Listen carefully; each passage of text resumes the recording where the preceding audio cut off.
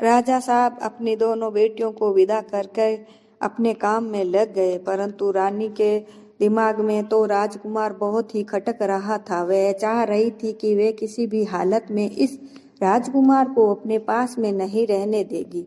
एक दिन उसने कुछ ऐसा किया कि उस राजकुमार पर उल्टे सीधे इल्जाम लगा दिए और राजा साहब को बुलाकर कहा कि यह बेटा आपका बेटा है, इसने मेरे पर बहुत ही गलत व्यवहार किया है, आप इसको देश निकाला दे दीजिए। राजा को बड़ा गुस्सा आया और उन्होंने बिना सोचे विचारे उस राजकुमार को भी देश से निकाल दिया।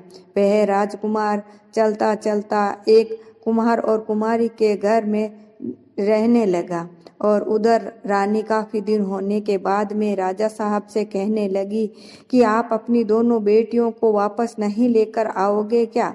दोनों बेटियों को विदा किए हुए काफी टाइम हो गया है। अब राजा भी दोनों बेटियों को लेने के लिए गए। उन्होंने पहले धर्म की बेटी को लेकर के आए। धर्म की बेटी जैसे ही महल में आई और रानी ने पूछा कि बेटा बोलो, तुम्हारे ससुराल में क्या क्या हाल है?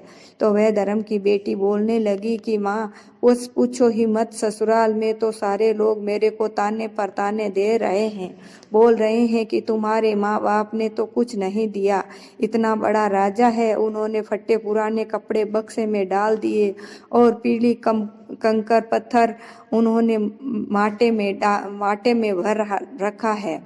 तुम लोगों अगर तुम्हारे पिता को धर्म की बेटी ही बनाना था तो इस तरह का व्यवहार क्यों किया? उन्होंने तुझे सौतेली बेटी से भी बुरा व्यवहार किया है।